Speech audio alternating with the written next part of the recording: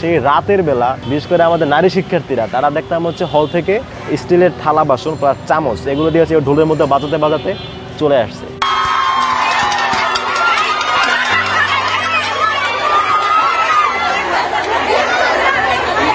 জুলাই গণঅভ্যুত্থান আসলে আমার জীবনের অন্যতম সেটা একটা অভিজ্ঞতা। তবে এটা আসলে প্রথম না। আমরা যখন ঢাকা বিশ্ববিদ্যালয় ক্যাম্পাসে আসি তারপর থেকে আমার মোটামুটি আরও কিছু আন্দোলন সংগ্রাম করার অভিজ্ঞতা আছে। কারণ আপনারা জানেন ঢাকা বিশ্ববিদ্যালয়ের ক্যাম্পাসটা আসলে একটু ক্রিটিক্যাল। এখানে যখন হচ্ছে ছাত্রলীগ ছিল তখন ছাত্রলীগের সবচাইতে বাজে যে কালচারটা ওইটা আমরা ঢাকা বিশ্ববিদ্যালয়ে দেখতাম। এখানে হচ্ছে আমাদের গণরুম ছিল, গেস্ট রুম ছিল, শিক্ষার্থীদেরকে হচ্ছে নানাভাবে অত্যাচার নির্যাতন করা হতো এবং হচ্ছে শিক্ষা ব্যবস্থার অপ্রতুলতা এটা একটা বড় ছিল। তো এই সমস্ত নানা অনিয়ম অন্যায়ের বিরুদ্ধে আমরা আন্দোলন সংগ্রাম করেছি আগেও। সেই জায়গা থেকে হচ্ছে আমাদের মধ্যে একটা চর্চা ছিল যে যেখানে অন্যায়ের প্রতিবাদ করা বা হচ্ছে যেখানে ইনজাস্টিস হচ্ছে, বৈষম্য হচ্ছে, ওইটার বিরুদ্ধে আওয়াজ তোলা।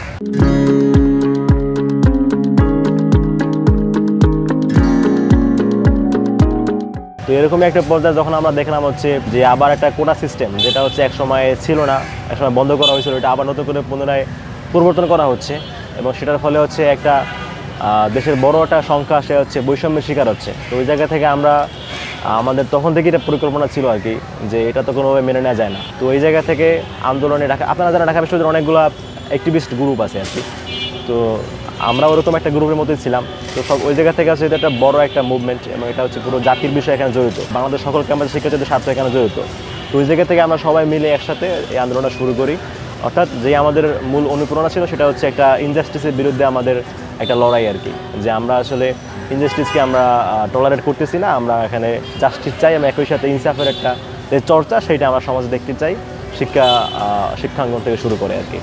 তো ওই অনুপ্রেরণা থেকে মূলত আমরা আন্দোলনটা শুরু করি এবং এই আন্দোলনে তো আসলে আমাদের অনেক স্মৃতি, আসলে বলতে গেলে এমন একটা অভিজ্ঞতা আমরা অর্জন করেছি, এটা আসলে পুরোটাই খুবই একটা রোমান্স করা একটা অভিজ্ঞতা এবং এটা আসলে সারা জীবনে বলার মতো একটা অভিজ্ঞতা।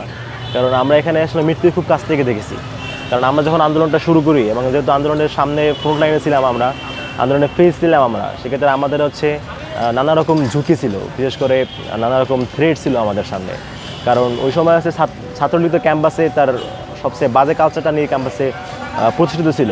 তো আমরা আসলে যখন থেকে আন্দোলনটা শুরু করি তখন থেকেই ছাত্রলীগ এক প্রকার এই আন্দোলনের বিরোধী অবস্থান নিয়ে নেয় এবং তারা হচ্ছে প্রথম দিকে ওরকম মৌখিকভাবে কিছু না বললেও বা কার্যকলাপে ওরকম কিছু না করলেও কিন্তু আস্তে আস্তে তারা হচ্ছে এটাকে তারা একদম সম্পূর্ণ বিরোধী হিসাবে নিয়ে নেয় এবং তারা হচ্ছে এটা বিরুদ্ধে অবস্থান নেয় এবং সেই জায়গা থেকে তারা এই আন্দোলনটাকে নস্যাৎ করার জন্য, আন্দোলনটা বানচাল করার জন্য তারা তৎপরতা শুরু করে আর কি। তারা হচ্ছে প্রথম দিকে শিক্ষার্থীদেরকে নিরুৎসাহিত করতো, কিন্তু পরবর্তীতে তারা বাধার সৃষ্টিও করে।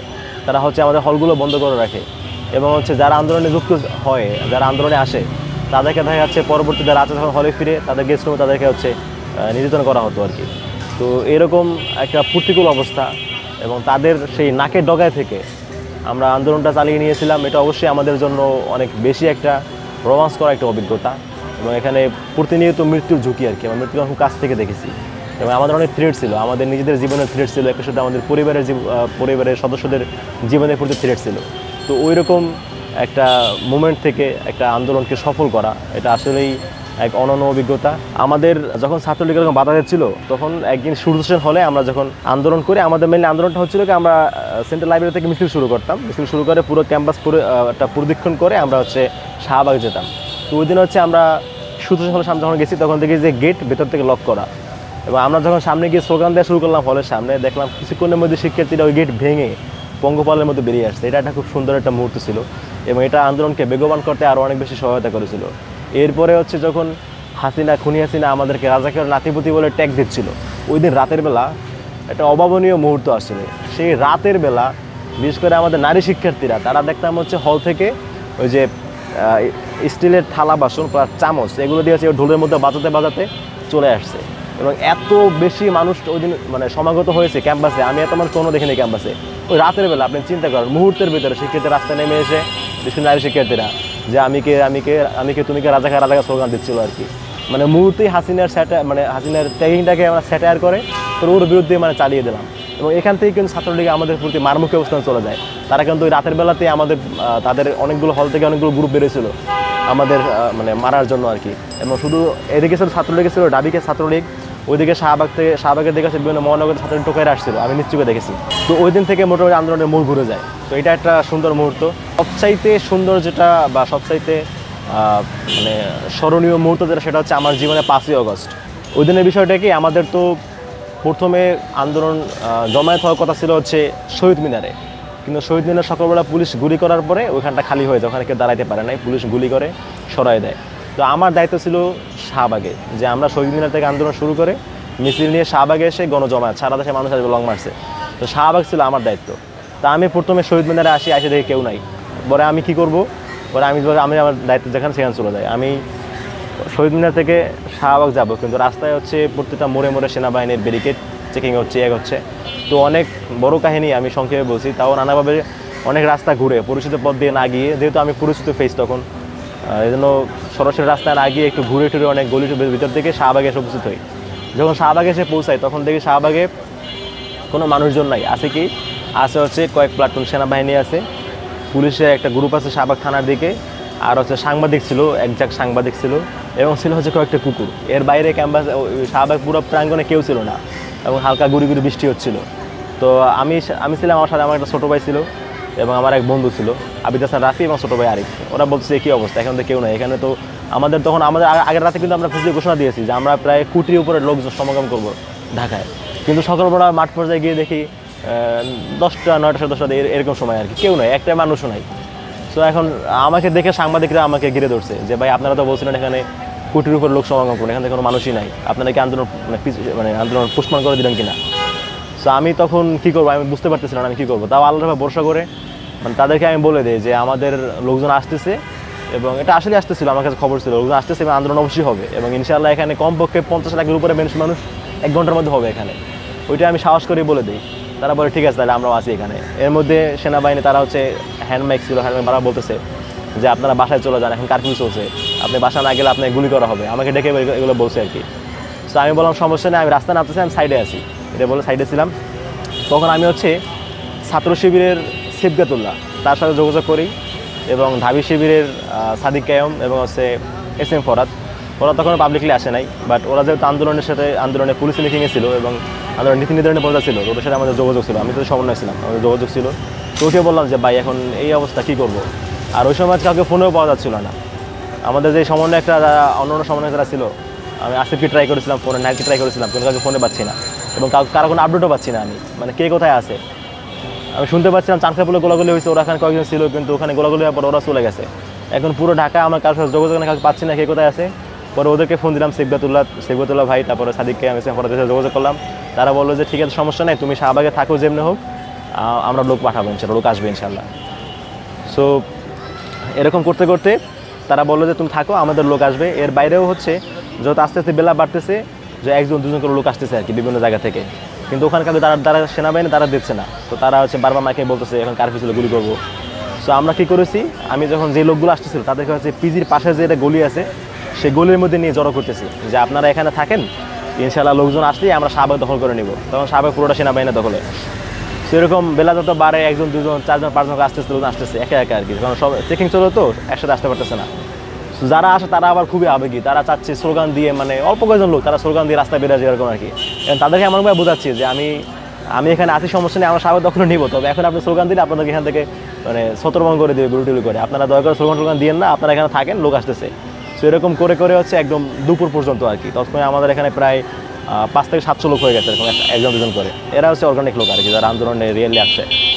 তো এর মধ্যে হচ্ছে জোহরের আজান হয়ে যায়, আমরা নামাজ পড়ি ওখানে। তখন হচ্ছে আবার আমাদের মাইকও ছিল না আমার কাছে, এটা শাহবাগ তো বড় চত্বর, এখানে অনেক মানুষ হলে তো নিয়ন্ত্রণ করে মাইক লাগবে, তো মাইক কোথাও পাচ্ছিলাম না। তখন ওখানে হচ্ছে সিবগাতুল্লাহ ভাইয়ের কথাই হচ্ছে এখানে একজন লোক ছিল, মানে পরে জানতে পারছি তার নাম হচ্ছে মাহফুজ, তিনি শাহবাগ থানা জামায়াতের কি জন্য দায়িত্বশীল আর কি। তো তাকে বলছিলাম মাইকের কথা, সেও মাইক যদি ম্যানেজ করতে পারে না, তবে সে আমাকে অনেক হেল্প করছিল ওই দিন, আমাকে নানাভাবে পরামর্শ দিয়ে বা নানা কিছু বলে আমাকে হেল্প করছিল। সো দুপুরে যখন জোহরে আজান হয়ে যায়, তো আমরা হচ্ছে ওই রাস্তাতেই, পিজি হাসপাতালের গলিতে, ওই রাস্তাতেই আমরা জোহরের নামাজটা আদায় করি। নামাজ আদায় পরে এর মধ্যেই সিবগাতুল্লাহ ভাই আমাকে ফোন দিয়েছে যে আমাদের একটা মিছিল যাচ্ছে, বড় মিছিল গেলে হচ্ছে মানে ওখানে যাবে আর কি। সো নামাজ সালাম ফিরাইলাম, তাদের সাথে কথা হলে কিছুক্ষণের মধ্যেই দূর থেকে শুনতে পেলাম মিছিলের শব্দ। তো আল্লাহর কি একটা মানে অপূর্ব একটা দৃশ্য আসে, আল্লাহর কি লীলা খেলা। আমি জাস্ট রাস্তায় বের হয়ে দেখছি দূর থেকে একটা মিছিলের মধ্যে আসতেছে এবং সেনাবাহিনীর লোকজন ওদিক ঘুরে গেছে তাদেরকে অ্যাড্রেস করার জন্য। তো এরই ভিতরে আমাদের ওখানে যারা ছিল তাদেরকে বললাম যে এখনই সময়, আপনারা শাহবাগ চলে আসেন। তো নারায় তাকবীর বলা দৌড় দিলাম, সাথে আমাদের বাইরেও দৌড় দিল। মানে মুহূর্তের ভেতরে সেনাবাহিনী মানে তারা ওদিকে ফিরছে, তারা মতো ওই মিছিলটা অ্যাড্রেস করতেছে আর কি, ওদিকে ফেরা। এর মধ্যে আমরা শাহবাগ চলে আসছি। এখন তো ওদের কিছু করার নাই, শাহবাগ হলে ঢুকে গেছে আমরা এত মানুষ, আমার ওদিকে মিছিল আসতেছে। তো ওরা এক করলো, ওরা সাইড হয়ে গেল। ওরা সাইড হয়ে ওরা হচ্ছে মানে মাইকে হচ্ছে ওদের কাছে হ্যান্ড মাইক ছিল আর কি, ওরা হ্যান্ড মাইকে বলতেছিল যে আপনারা উত্তেজিত হবেন না, সমস্যা নাই, আমরা আপনার সাথে এরকম করে বলতেছিল। লোকজন হচ্ছে উত্তেজিতটা হয়ে ওদের উপর হামলা না করো বা এই ধরনের কোনো কিছু। সেই মধ্যে মিছিল চলে আসছে, 2টা মিছিল। তো একটা মানে অভূতপূর্ব একটা দৃশ্য আর কি। ওখানে সবাই আমরা হঠাৎ করে জড়ো হয়ে সবাই স্লোগান দিচ্ছি। এর মধ্যে সেনাবাহিনীর বাইরা তারা যে বারবার বলতেছিল, কিন্তু কথা হচ্ছে আমাদের যারা আন্দোলনকারী ছিল তারা সেনাবাহিনীর কথা শুনতেছিল না, তারা সেনাবাহিনী ঘিরে ধরে রাখছিল। তো ওখানকার সেনাবাহিনীর একজন ক্যাপ্টেন, আমি তাকে চিনি না, সে আমাকে মানে ডাকলো আর কি, ডাকে বললো যে আপনি একটু সামলান আর কি, এরা তো শুনতেছে না। এখন অবস্থা ছিল এমন যে আমার তো মাইক দরকার ছিল, কিন্তু আমি মাইক তো কোথাও পাচ্ছিলাম না। তা আমি বললাম যে সেনাবাহিনী মাইকটা নিয়ে চলে আসছি। সে আমাকে বলছে লোক থামাইতে, আমি তো মাইক নিয়ে চলে আসছি। আইসা হচ্ছে ওই যে মেট্রো না, যে উঁচু জায়গা, ওখানে দাঁড়ায় আমি আমার মতো স্লোগান দেওয়া শুরু করলাম। এর মধ্যে দেখলাম কি শাহবাগ থানা থেকে পুলিশ বেরোয় আসছে, তারা মারমুখী অবস্থায় সম্বন্ধে গুলি করে অ্যাটেনশন নিয়ে।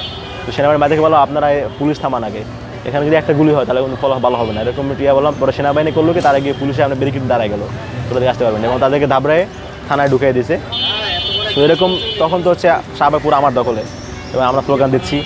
এবং এর মধ্যে একজন আমাকে সেনাবাহিনীর অফিসার, সে আমাকে এসে বলতেছে যে কিছুক্ষণের মধ্যে সেনাবাহিনীর যিনি প্রধান তিনি তাদের উদ্দেশ্যে ভাষণ দিবেন। এটা শুনে বুঝে ফেলছি যে আলহামদুলিল্লাহ কিছু একটা হয়ে গেছে। এর মধ্যে আবার ফোনে নেট ছিল না, উনি এই কথা বলার কিছু না, দেখলাম ফোনে নেট চলে আসছে। আলহামদুলিল্লাহ, তার মানে বোঝা হয়ে গেছে যে something is happened already. So এটা বললাম যার থেকে জনতাকে বললাম, তারাও বুঝে ফেলছে।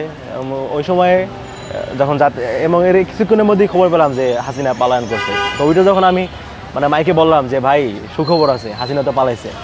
সো এটা যখন বলছি তখন আমার এনার্জি পুরো শেষ আর কি, কারণ সকাল থেকে অনেক পরিশ্রম গেছে। সো এটা বলার পর দেখলাম মানুষের ভিতরে এত একটা আনন্দের ঢেউ বসে গেছে, এবং সবাই এসে আমাকে জোড়ায় ধরতেছে, এর সব ছবি তুলতেছে, মানে একটা অভূতপূর্ব অবস্থা। এর মধ্যে ছাত্র দলের কিছু বাইরা ছিল, দাবি ছাত্র দলের আবিদ ভাই, উনি কোথা থেকে খেজুর নিয়ে আসছে, বলে ভাই মিষ্টি আনতে বললাম না, খেজুর নিয়ে আসছি, খেজুর খা। এবং কেউ ফুল নিয়ে আসতেছে, মানে একটা সুন্দর একটা মুহূর্ত।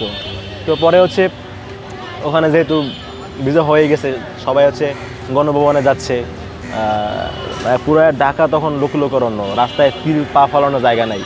এর মধ্যে আবার বিভিন্ন জায়গা থেকে খবর পাচ্ছিলাম যে কিছু কিছু জায়গায় বিভিন্ন স্থাপনা ভাঙা হচ্ছে, সরকারি স্থাপনা, রাস্তাঘাট ভেঙে ফেলতেছে মানুষজন। এখন এদেরকেও তো মানে থামানো দরকার, কী করবো?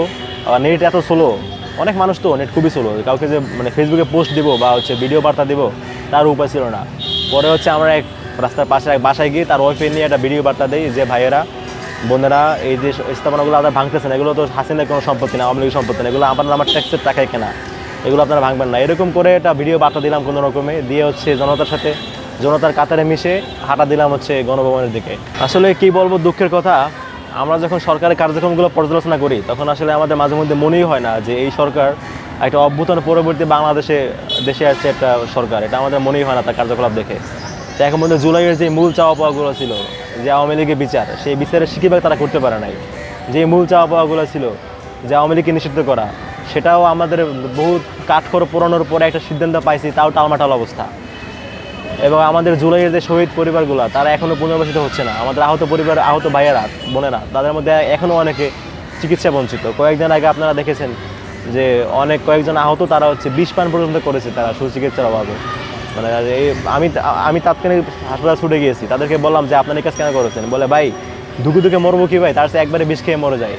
তো এই কথাগুলো যখন শুনি তখন তো আসলে কলেজে রক্তক্ষরণ হয়। এবং আরও কত প্যাথেটিক একটা বিষয়, আপনারা জানেন যে বরিশালের পটুয়াখালীর শহীদ হৃদয়, ছেলেটা হচ্ছে মাথায় অনেকগুলো বুলেট বিদ্ধ অবস্থা মারা গিয়েছে, এবং তার বাসায় আমি গিয়েছি। তো তার এক ভাই আনিস, তিনি আমাকে বলেছে তিনি অনেকবার গিয়েছেন জুলাই স্মৃতি ফাউন্ডেশনে, যে আমার ভাই একটা আহত, মাথার মধ্যে বুলেট আছে এখনও, দয়া করে আপনার চিকিৎসার ব্যবস্থা করেন, ওর বুলেটগুলো বের করেন। ছেলেটা ঘুমাতে পারে না, চলাফেরা করতে পারে না, আমার হাসি খুশি বাইটা, সে তার মুখে হাসি নাই কোনো, বুলেটগুলো মাথার মধ্যে ঢুকে দয়া করে বের করেন এগুলো। সেখানে গিয়ে নাকি তাদেরকে এরকম বলা হয় যে আর দূর ভাই, আপনার মধ্যে এরকম বহু দান্দাবাদ আসে, এইসব আপনারা আমাদের শিখে আসেন, এরকম দুর্বলকে তাড়াই দেওয়া হয়েছে। এই হৃদয়ের বাবার হচ্ছে ছিল রিক্সা চালক, সে তার রিক্সা বিক্রি করে দিছে, পরিবারে দুটো গাবি ছিল, গাবি বিক্রি করে দিছে, বিক্রি করে যে টাকা হয়েছে তা নিয়ে ঢামেকে আইনা ছেলেরা ভর্তি করাইছে যে গুলিগুলো বের করেন। সো ডামেকে ডাক্তার সময় 2টা গুলি বের করতে পারছে। আমি তো এক্সরে রিপোর্ট দেখছি মাথার ভেতরে কমপক্ষে 70 থেকে 72টা বুলেট, বাকিগুলো ডাক্তার বের করতে পারে না, বলে বিদেশ নেওয়া লাগবে। এখন বিদেশ কীভাবে নেবে, তার তো বাবার টাকা নাই, চিকিৎসা হয় নাই, কয়েকদিন পরে মাথায় বুলেট নিয়ে হঠাৎ করে একদিন বুলেট যন্ত্রণার তরবারিতে মৃত্যুবরণ করছে। মানে এর চাইতে প্যাথেটিকের কী হইতে পারে? মানে যাদের রক্তের বিনিময়ে আমরা নতুন স্বাধীনতা স্বাদ পেয়েছি, সো তারা এখনও চিকিৎসায় বঞ্চিত থাকে। সেই যেই পরিবারগুলো জীবন দিয়েছে, যে ভাই বোনেরা, তাদের পরিবারগুলো দেখা যাচ্ছে অনেক পরিবারের একমাত্র উপার্জনক্ষ ব্যক্তি, সেও মানে আন্দোলনে এসে জীবন দিয়েছে। এখন তার পরিবার কী করবে? তার পরিবারটা পথে বসে যাচ্ছে, এই খোঁজ করে রাখতেছে না। তো এইগুলো তো সরকারের আসলে মূল দায়িত্ব ছিল।